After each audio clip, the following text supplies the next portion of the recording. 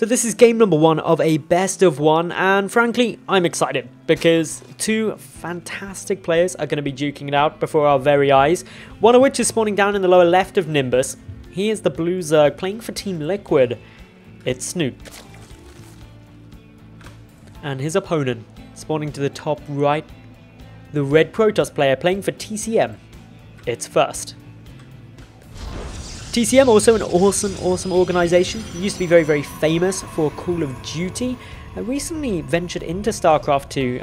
I've had the pleasure of meeting the team owner multiple occasions at the Insomnia events in the UK, and he's often mentioned thinking about getting into StarCraft 2, but his big thing all along was he didn't want to do it He didn't want to do it half-assed, to be honest. He wanted to do it properly. He wanted to pick up players who could win, who would be relevant at the highest level. And so he picked up First and Yoda, which, to be honest, was very nice pickups for him.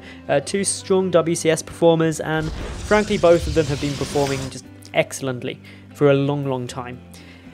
Anyway, enough about that. More a little bit about this game. We've got a Gateway First coming down from First, interestingly enough. Meanwhile, Snute, he's just going to be going for a hatch first, which on most maps up against Protoss, a little dangerous, but to be honest, on a map like this, it's so big, it's so wide open, you can be pretty confident that your opponent isn't going to be able to pressure you too much. And as we see, First already scouting the wrong way. The cross spawn's really going to be benefiting Snute here. So yeah, this is all looking pretty good for the time being. Nothing crazy going on, just 1 gas coming down here from First. The third base timing will be interesting from Snute because he's gone for this hatch first build. I was going to say, if he went hatch pool, that would be very greedy. But yeah, waiting to see what is going on. But yeah, Cybercore on its way out now. Sorry, I got a bit distracted by chat there. Trying to work out. They're telling me I've got a typo, and I can't work out where. Where on earth was... You said game 1 of a best of 1 at the start of the game. No, it's not best 1. It's game 1 of a best of 3. Thank you, chat. I made a voice typo. What can I say? That happens sometimes. But anyway, Snute, he's got a gas coming on down now. So this should be all pretty decent for him. Should be starting off with Zergling speed. Maybe a couple of roaches out just to be on the safe side. Just depends really what kind of long-term aim he is hoping for from this. Meanwhile, First, he's just started up his Nexus. So he didn't really rush this down. He wasn't going... super crazy or anything like that in order to get it. Instead, just playing nice and safe for the time being.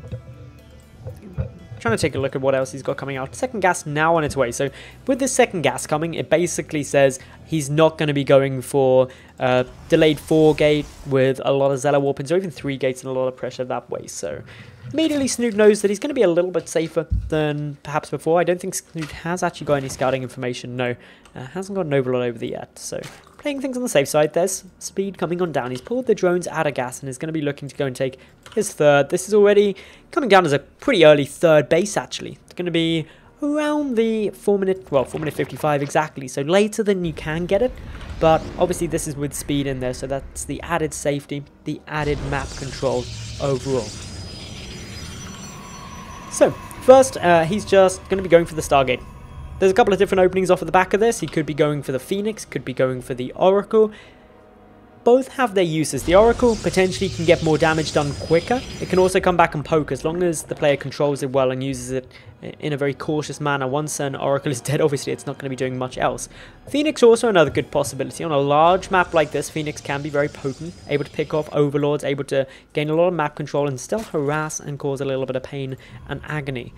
Because it's later and it wasn't really rushed out, I wouldn't be surprised to see the Phoenix come, but again, First is a real top player, and so going into the Oracle may be possible, but yep, there we go. Phoenix coming on down. This is going to help push back the Overlord. It's going to be able to regain map control and also harass as the top of that. Snute attempts to go in there at about the 6-minute 20 mark to get a little bit of a scout. We'll see 2 gates. Unfortunately, can't get up the ramp due to the wall off, so likely to sacrifice in one of these Overlords at some point, probably in the next minute or so, just to get a complete read of what's going on. May decide not to, just because he's got a spine coming down, instead just playing it safe. It's obviously going to get revealed as well, because the Phoenix are going to start trying to kill off some of those Overlords about. Anyway, Queen's getting pulled down, more in production as well. So Snute is going to be going quite high on the Queen count, up to 5 of them, making sure that he's got good creep spread capabilities, that he's going to be able to deal a nice bit of damage. But right on cue, as Snute, just after the 7-minute mark, sacrifices in one of these Overlords, gets a look at all the tech that he needs because it's shooting at him. The Phoenixes coming on down. These Queens are going to be doing everything they can to try and block that up. May need a Spore at the main and natural just because there's only one Queen there, and that can be vulnerable to a couple of Phoenix, but all in all, these Phoenix just attempting to hunt down more Overlords, get the guaranteed damage first, as opposed to trying to pick away at the drone count. Right on cue, couple of Spores already coming on down. The main base, not essential for those Spore crawlers because it is defended just by the fact that it's further back and there isn't an easy dead space route in with those Phoenix, but regardless, another Overlord unfortunately going to meet its death here to those Phoenix. So first, racking up quite a bit of damage here with these Phoenix already, so going to be happy with that. Great response here by Snute. Going to be going into the Hydralisk Den, and for those of you who don't play Zerg, if you see Phoenix, you know your opponent isn't making Colossi. If they're not making a Colossus, they don't have much splash damage, which means Ling Hydra is going to be pretty damn good. That's basically the chain of thought you go through as a Zerg. They have to make complex decisions, ladies and gentlemen. But yeah, these Phoenix going to be trying to pick off a couple of drones, able to get one there, so already just getting a bit of damage on top of the already 3 Overlords that have been picked off. Hydra Den has got finished up, so we should see a couple of Hydralisks get produced shortly. More Queens also coming on through now from Snute, and I like that as an addition. Queens are very versatile, especially getting into the late game. Not only are they good early on defensively, but later on, when they start racking up more and more transfuse energy, a lot of Queens can really bolster the effectiveness of a small group of forces, especially high value units such as Ultralisks or anything along those lines. So yeah, third base from first, trying to come on through. He's pretty limited when it comes to his gateway count, only sitting at 3 and has been for the majority of this game. He's also got to be careful with these Phoenix. They try and go on a little suicide run into the main base. They get greeted by some Queens who are very, very displeased to see them and start chipping away. Queen count up to 7 as well, so that's just pretty solid overall. No, Snute is taking down this debris. That's because if there was a push across, he doesn't want force fields or a single force field being able to block his exit out of his main and natural. So yeah, natural base, fourth base coming on down for Snute has not yet been scouted, not going to be scouted either by first. His Phoenix not really staying on top of things, but he does, however, have a Warp Prism coming on in. Nice little area that can allow for some Zeta Warpings. This could be a bit of a problem for Snute, who's teching up in towards that Infestation Pit. He likes that Swarm Host play. He's got Enduring Locust coming, he's got those Swarm Hosts coming, and he's also got his Hive coming through as well. Hydralisks are getting a bit of a win there. A couple of Phoenix are taken down. Of course, the fourth base has also been scouted, but to be honest, Snute is going to be very, very happy taking down a couple of Phoenix there. He's actually picked off 4 of them in total this game. I don't believe, or actually maybe it has been scouted, yeah, the Infestation Pit was seen by this hallucinated Phoenix. So, first is now aware that that could be on the cards. No, the Hive is coming down as well. Because he hasn't seen a Roach Warren, likely to presume that it's going to be a Swarm Host style play. If you see the Roach Warren, maybe then you could be tricked into saying, okay, perhaps it's some Vipers and a Roach Hydra Viper composition, but with this Hive early, with the lack of the Roach Warren, you don't go up to Hive Tech with Ling Hydra. Unless you're playing a very bold strategy where you want to try and abduct Colossus into Zerglings and Hydralisks and somehow survive. It can be done, but it's not as common as getting these Swarm Hosts out, of course. The Locusts are going to give it away now as well. One brave Swarm Host wishing that he was born an Ultralisk, charging headfirst into the battle. With only the single Colossus, it's going to be quite tough actually stopping these Locusts anytime soon. Yeah, the Zealot's already going down. It's just so challenging trying to push into this without a decent amount of splash damage. A couple of force fields being spent as well just to hold off the Locust for the time being. But of course, looking at what First has got at the moment, he's just going to need a lot more Colossus out. His second one is coming on through, but no, Vipers are already in production. Those abducts going to allow these Colossus to get dragged back into the never-ending swarm, never-ending siege of these Locusts pushing out from the Swarm Host. So this could be very, very challenging for First until he can get out more Colossus quite rapidly. He also needs to start looking long-term towards getting in a couple of High Templar with Storms just to really boost up that damage, but also the High Templar there with the feedbacks. Because without the feedback, without the ability to knock out the Vipers, that's where you can start running into a lot of trouble. Note the queens are here as well. This acts as another big wave of bolstering damage. The queens aren't going to die quickly to the Colossus's splash damage. They're going to be able to dish out a fair amount, and transfusing each other, they're going to last a heck of a long time. First though, playing it smart, saying, well, sure, you've got a lot of swarm hosts. I don't have an army that can push into swarm hosts. But Nimbus is a big map, so if I just wander around this other side, you're not going to have anything there. Unfortunately for him, he's going to lose the 4th base, or at least have to cancel it in exchange for that little bit of damage. War Prism attempting to get a bit of damage out here. The Infestor does need to be slightly careful.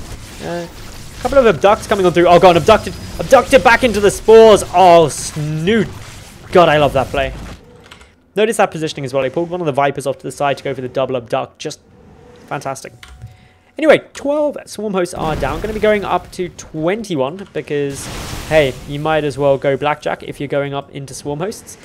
And yeah, he's going to be very, very happy with this situation, adding in a huge amount of static defense as well, just in case there's any zealot warpins or harassment further from any more war prisms that could make their way onto the field, such as this one in production at the moment. First though, he's got his 4th base coming on down, so he's got pretty much everything that he needs. 4 base Protoss. They've got a lot of money. They can make pretty much anything that they want. And Snute is playing the waiting game, to be honest. He's like, well, I'm just going to send waves and waves and waves and waves of locusts at you. And you can either defend them or you can die. That's the 2 options. Due to the static defense as well from Snute, it's going to be so difficult for first to try and go for the hit and run damage through Zealot Warpins. This natural base has just got a complete perimeter of Spore Crawlers. The 4th has got mass spines down. It's just so hard to try and breach into that. They'll move forward. That one Infestor surviving for a second, long enough to get a fungal growth down. It was the mean Locust actually pushing him away. The Locust sitting there saying, you Wings of Liberty unit, what are you doing in my late game composition? Swarm hosts are, of course, the tech of choice nowadays from the Infestation Pit, not you, Infestor. Snute should start edging forward now. He's approaching maxed out. He's got a lot of queens up at 12. He's got the Vipers. He's got the Swarm Hosts. A couple of Hydralisks as well, just boosting the damage, boosting the defense. Having to reposition some back, though, as a big Zealot Warpin comes down towards what was his 3rd, or what is his 3rd base. Swarm Host trying to get in there to deal with it. Nope first also is attempting to take a bit of a ninja base, a hidden 5th. I like that as a decision. Snute doesn't have the greatest map vision in the world outside of his creep spread, so isn't aware that that's being taken. An attempt to knock him into the 4th base is going to get completely blocked away. But it has acted as a distraction, allowing first to warp in a heck of a lot of Zealots. They're going straight towards this Spire. Going to be able to get a good amount of damage down, but there is a spare just in case. So this one not really achieving too much. The second one is completely defended now. These Swarm Hosts are coming on back. The War Prism as well is still alive, but wait for it. We're about to get a yoink over onto all of those queens. Another yoink might be needed, but dead it down goes. So this is still a pretty even game at the moment. We got a lot of additional Stargates, and we have a mothership morphing, ladies and gentlemen. This is definitely what we want. I haven't seen a mothership in so long. I miss motherships. I remember when they were in every PvZ, and they were beautiful. The Vortex in Wings of Liberty, that's how you beat Broodlord Infestor. Just that one money spell. If you could get it, you win. If you missed it, you lost. That was late game PvZ. Ooh, Snute donating some Vipers here. Not what he wants to be doing. Actually may end up losing nearly all of them. Only one survives. That was a great pick-off for first. Is going to lose a couple of Stalkers in exchange, but getting those Vipers is more than good enough. A couple of Mutalisks have reached the field. 3. That's not really very threatening. 3 Mutalisks are kind of tickly. The Spines dealing well with the Zealots though. And yeah, first he's just waiting about. He's got a good number of observers out, of course, to grant detection of those Swarm Hosts should he decide to try and get in range of them. 5th base up for Snute as well. He's not trying to take this 6th down to the bottom right because he wants to be in a position where his Swarm Host can stay relatively steady and just rally them up towards the additional bases as opposed to being on opposite sides of the map. Meanwhile, Mothership is completed. Scary times. Cloaking everything that you could possibly see. So, nice work here by first. He's also just continually scouting, trying to get a good read. Remember, he's got his own 5th already up and established. This was made a heck of a long time ago, and Snute is still oblivious to its existence. Not really a reason to come and check down here, so a nice little chance taken by him, and actually it's paid off stupidly well. He's now just able to flood with resources. He's got access to 2 more gases. That's the primary benefit of it. And this is what's really allowing him to produce just so many Tempests. So a lot of Tempest production coming on through this. 4 Stargates. At the moment there is 5 Tempest already on the field. A lot of siege range. Able to start chipping away at those swarm hosts, at their static defense. And that is precisely what First is aiming to do. Of course, Snute, he's mastered this style. Swarm hosts are the Snute style. And he plays them so well. It's going to be interesting to see how First manages to deal with this. A couple of Mutalisks also getting donated. A few Hydras coming to their aid. Going to be able to force back the Stalkers, buy a bit more time. And should allow Snute to deny what he thinks, at least, is the 4th base. He hasn't even come and checked over here yet. He doesn't know about this base. Definitely doesn't know about this base. So he's like, I've denied the 4th again. Good times for me. What he doesn't realize is that his opponent's actually already on 5 bases. So he's actually just denied the 6th. Which actually puts him on equal bases as his opponent, not a base up as he would like. So a little bit of chipping away there. We've also got Storm coming on through from TCM First. Just checking. Not too much else really. Just the shields upgrade coming on through. Shields being prioritized because that affects all Protoss units as opposed to just ground. Always nice times to add that in. Note all the creep tumors as well from Snute. He's pretty much got half the map covered in creep now. Just staying on top of this. Burrowing up those swarm hosts ever slowly closer. Tempers now being revealed. There's a good number of them as well. 12 going to be beating their way away. Of course, they don't fare that well with locusts themselves. So having to just be a little bit careful. Make sure that ground units are nice and defended. But Snute starting to siege up. What's he adding in terms of production? More Mutalisks, so still not going up to a crazy high number. A lot of Overseers also coming through. The Overseers are there predominantly to counteract this mothership, deny the cloaking that it gives, and just trying to engage better. A couple of Stalkers onto the left-hand side, also getting taken down now, but a lot of Mutalisks have been killed. Also, Snute is aware that this base to the right is out of position. A couple of Chain of Ducks going to pull that mothership straight into the Spore Crawlers, but it's not enough damage. It is going to be able to recall back to this Nexus, waste some of the energy on it, but not the end of the world. The mothership still edging on forward, providing cloaking to all of these units. A few more Ducks trying to get in there. How many Vipers are there? Only 2. So the energy on those Vipers is going to be vitally important. Little hit squad coming up towards the 3rd base of First. This 4th also getting assaulted. There's the Abduct. The Queen's working away steadily. Mothership is not going to get out of that one. Gets taken down, and that's a big loss for First. He's also taking substantial damage towards his 3rd base.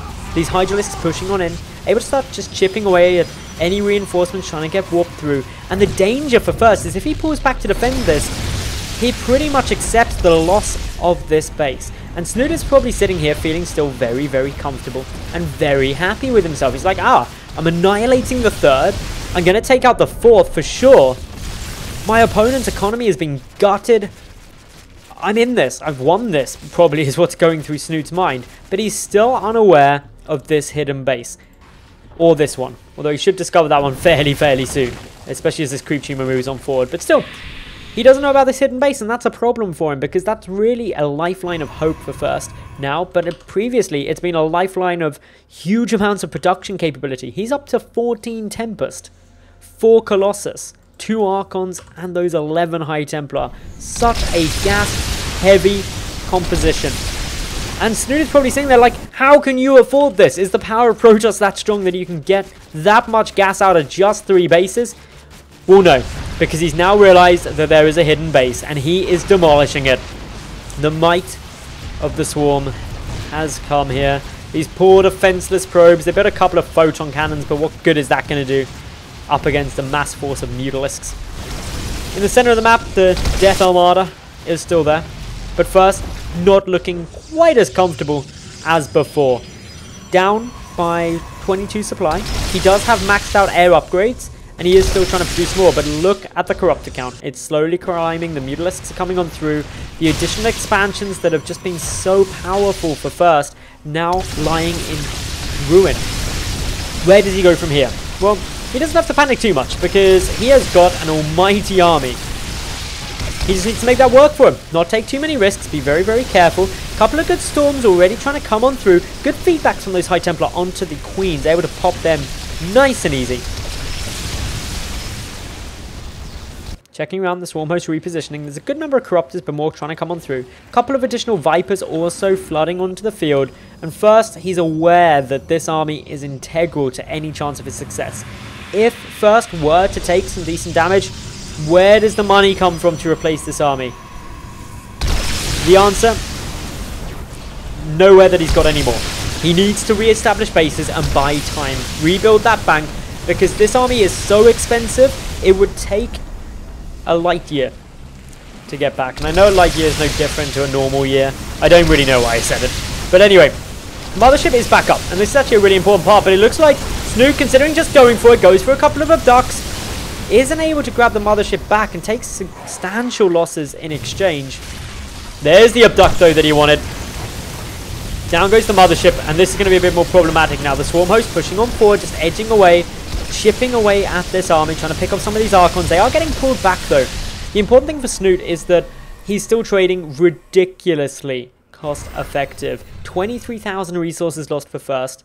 Just under 16,000 lost for Snute. Big differences there. The Mothership getting taken down is frustrating. It makes this army so much more vulnerable without the cloak. Coming in from the side, a lot of these Tempests are out of position. Will get chipped away at. Good storms will be able to hinder the advance of the Corruptors, at least for the moment. More are being added in. Corruptors really do counter everything here beautifully. The Archons, the only thing that can't actually be killed by them. But still the static defense getting weakened, getting picked away. But is it going to be enough? With so many Corruptors coming down the field, with the Locusts still trying to constantly batter up and batter through First's army. Is First staying alive? Well, he is for now, but his army supply is slowly dropping further and further. Snute donates Swarm Hosts, that will obviously help, but it's not the end of the world donating those Swarm Hosts, because he's still got 16. It could have been to free up additional supply to make more Corruptors, because Corruptors really everything that he needs. Everything he needs, everything he wants. Goes for a couple of shots through here. Tries to grab a few abducts. A lot of storms come on through, but none of the Corruptors really dying. The trouble with the Corruptors is they're a lot tankier than Mutalisks. They can take such a beating, and again, these Queens that were made so early on are actually really paying off. A couple of transfuses, bolstering up the health of this army.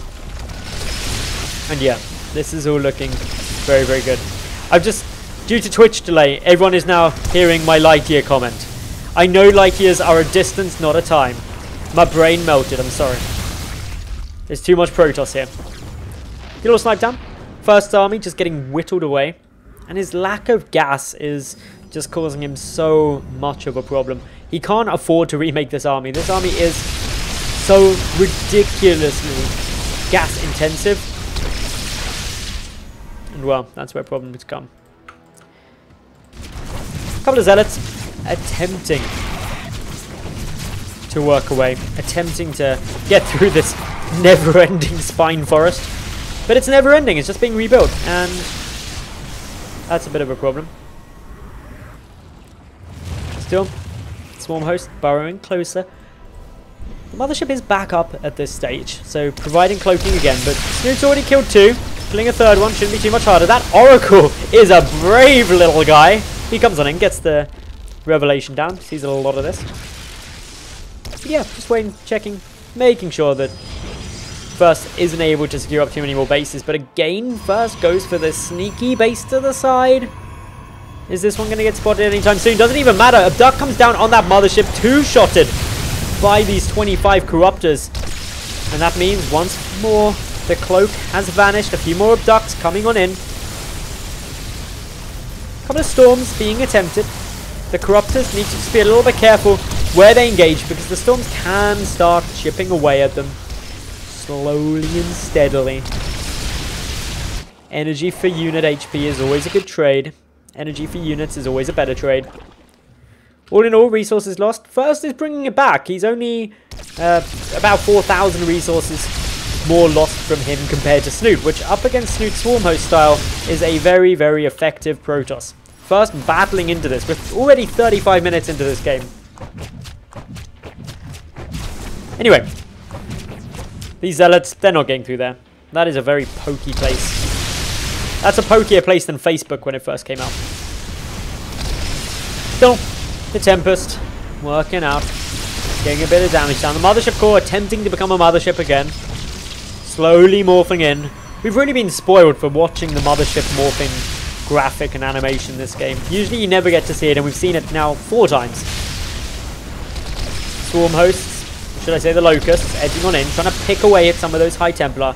High Templar count dwindling as well. There's only 4 remaining on the field, so Snute could actually start getting a heck of a lot more aggressive if he so wanted to. The Colossus count also low. It's only really the Tempest, and Tempest aren't that effective in dealing with Locust. Oh, good little abduct there. Take down that Oracle. Arise again, Mothership. Shield everything for a brief second until you're abducted and killed. But for a second, this army was cloaked. Snute just plays this so well. I don't understand how you could beat Snute in this composition. Once he gets to this stage, it's just like, Snute is so comfortable.